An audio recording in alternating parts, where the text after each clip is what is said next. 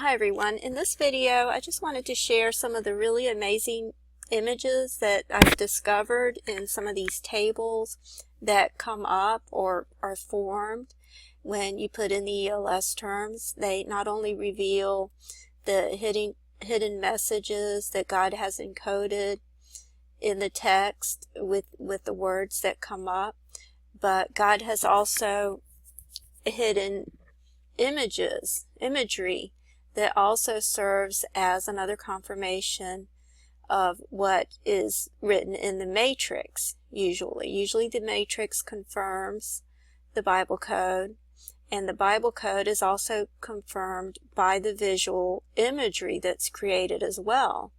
And I've just seen some really amazing tables that have this type of imagery, and I just wanted to share these with you in this video. And as you can see right here, these are the Bible codes that I've done, that I've noticed visual images in the codes, and I wanted to share some of those with you. And I wanted to start with this one right here, which is the one that I did in my last video. And what happened with my last video is I wasn't even going to include this table as one that had a visual image. I had actually included it in the list here, and the reason I had done that is because I just wanted to show how these words are stacked one on top of the other. It had the word salvation, which contains the word slain in ELS form within the word salvation, and then that's stacked right on top of the word redeemer, and then the word lamb comes up right under the word redeemer. And in this matrix you can't really see it very well, but in some of the other matrices where it's shifted over a little bit, lamb comes all in one line right under the word redeemer. And that's why I had put that Bible code at the bottom of this list. I've added a few more that I want to talk about as well. But and at first I hadn't noticed that there was actually another image besides that in this Bible code. And as I was doing the video in the last video, and I was pointing out the words that come up in ELS form, which are the words Mary, which is coming up here in the light green, and the word mother, which is coming up in the yellow in ELS form.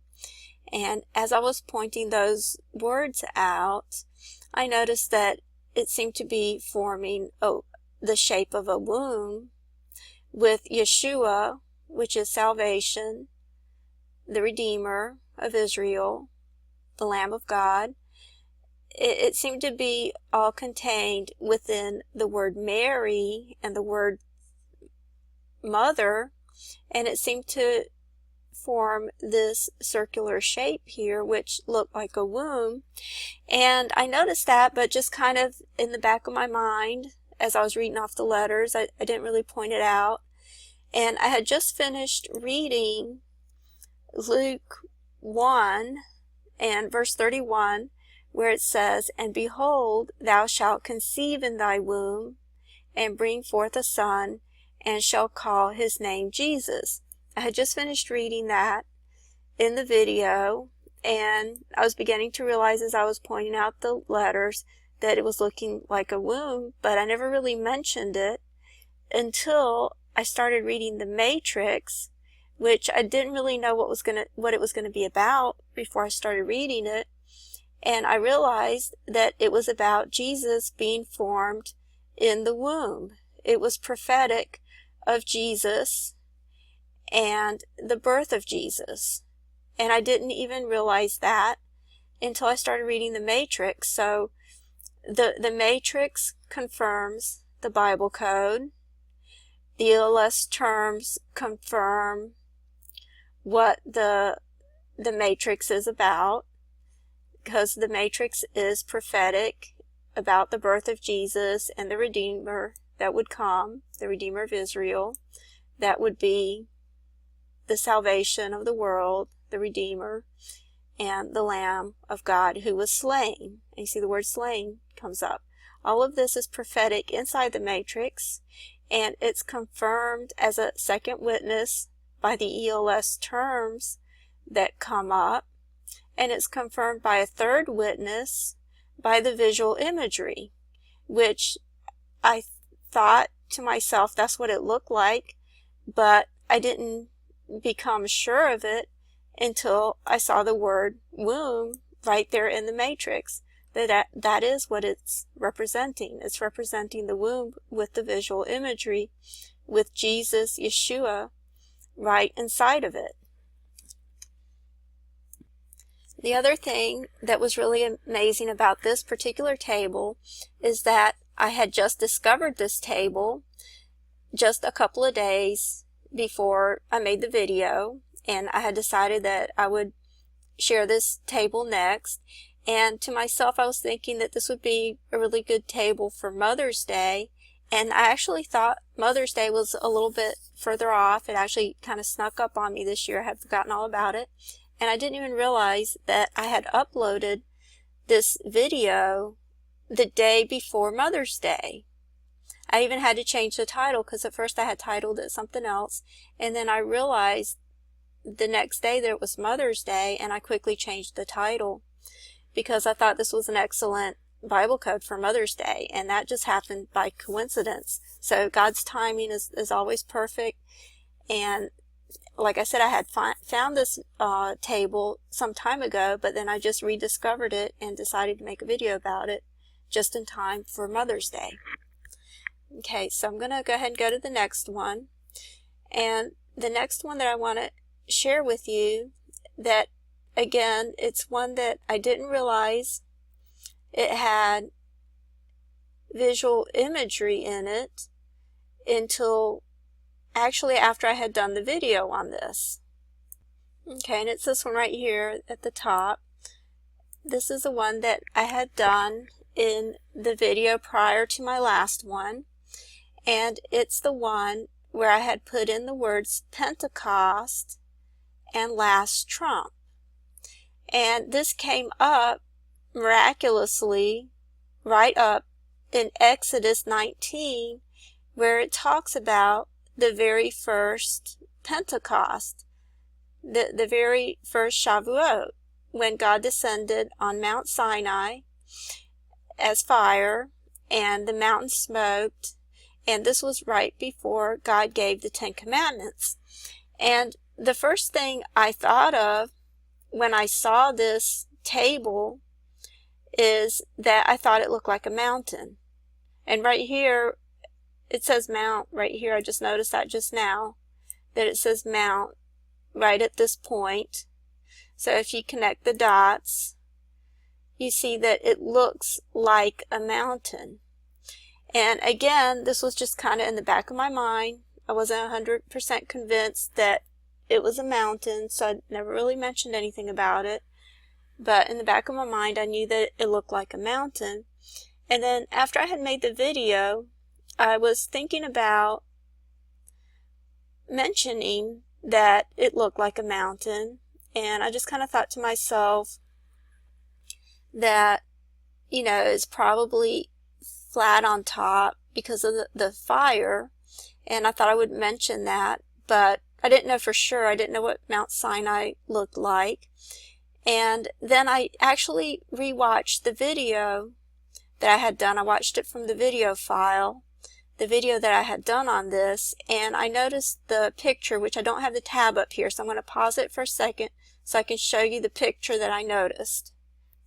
Okay, I noticed this picture of a link that I had talked about in my video on Pentecost, on my Bible code on Pentecost, and I noticed how in this picture it was actually flat on the mountain.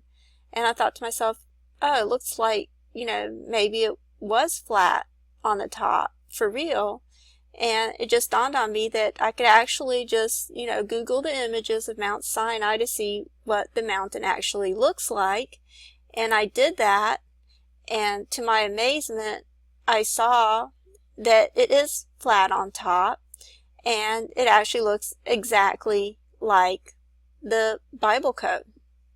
So here's the Bible code, and you see how it forms this shape right here of a mountain, and then when you look at the Google image, you see that it looks like this. So it's an exact match. So I just thought that was really amazing. And there's a couple of other things that I wanted to point out about this table that I didn't point out in the video. And well, for one thing, I think it's really amazing that when you put in Pentecost and last trump, it actually comes up in Exodus 19, which talks about the very first Pentecost. So I don't know if that's any kind of indication of the last trump, but those are the words that I put in, and that's where it came up. And in this video that I had watched, it was done by Renee Moses, but in the video it's a conversation between Gary Sturman and Bob Ulrich, and they were talking about Pentecost and how Pentecost would be a very likely time for the rapture or the return of the Lord, and they were just explaining all the many different reasons for that. And one of the reasons that they gave is the fact that God gave Noah the Noahic covenant on Pentecost. It was actually about a week before Pentecost, which actually is the 27th day of ER, which happens to be Jerusalem Day. Jerusalem Day is on ER 28, and it begins on sunset the day before, so it begins on the 27th of the second month. And this takes me to another Bible code that I wanted to include in here, and it was one of the first ones that I had done. It's not the very first one, but it was one of the first ones that I had done.